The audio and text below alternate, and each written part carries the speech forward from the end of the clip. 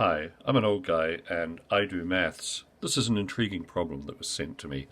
We have a circle, and within and about it we have a number of rectangles which I take to be squares because we are given areas. These are areas here.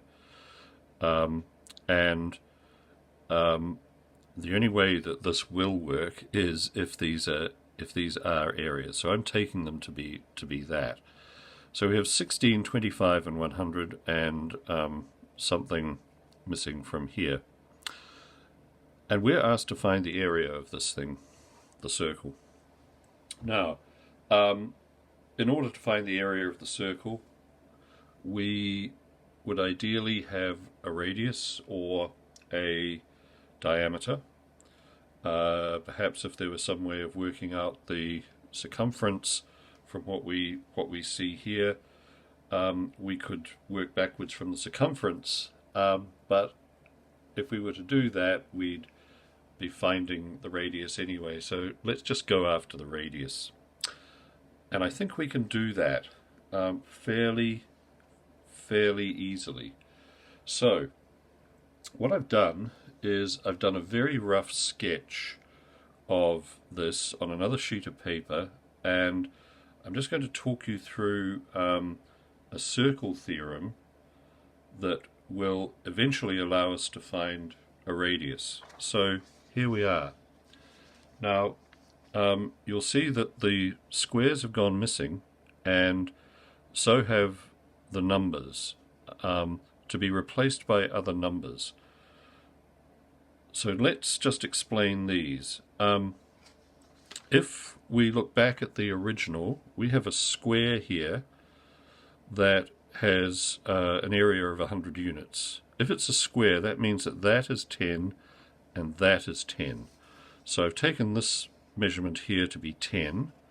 Over here we have 25, which allows me to presume that this length here is 5, which you see here, and 16 up here, which allows me to take the square root of that and say that that is 4. Now, there is a circle theorem that says that this times this is going to equal this times this. And that's really useful. So 4 tens are 40, 5 eighths are 40. So from here to here we can say is 8, which is this distance here. Okay, now the center of the circle is somewhere here. And what we're going to do is we're going to draw some lines from this.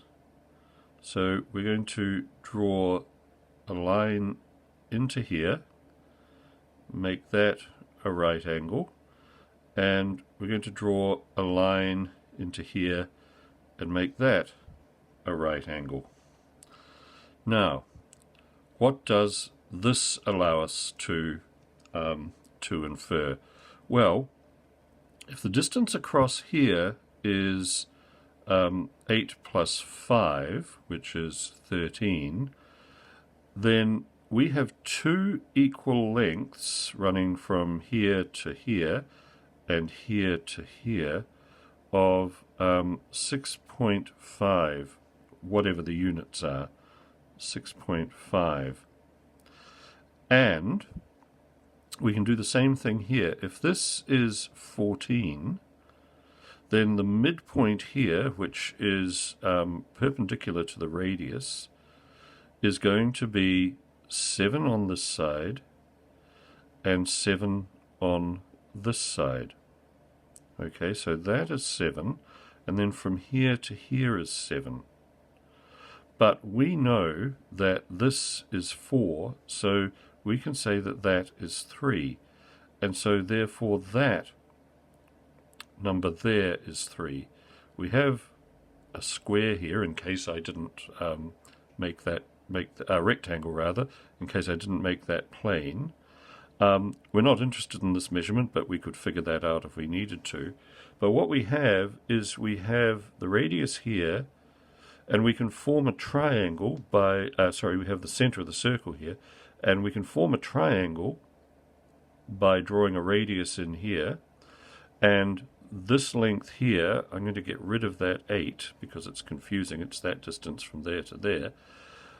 This distance here is 6.5 and this distance here is 3. We have been asked to find the area of this circle.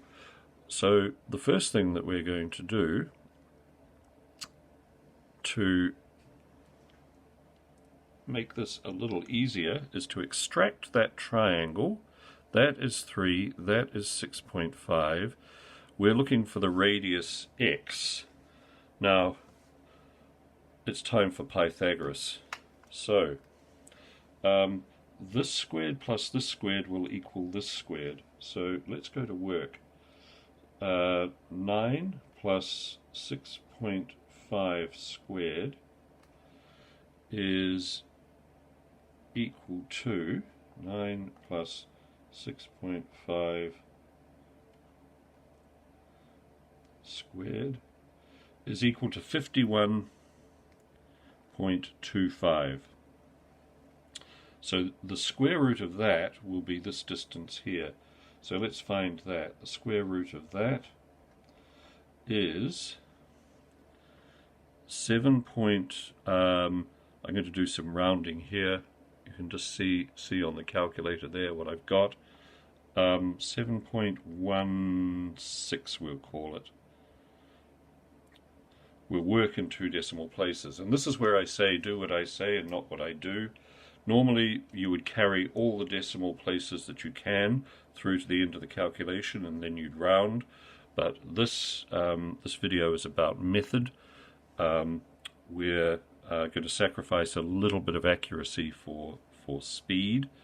Okay, so we know that that is 7.16 approximately. Okay, well, how do we find the area of a circle? Well, we take the radius, in this case 7.16.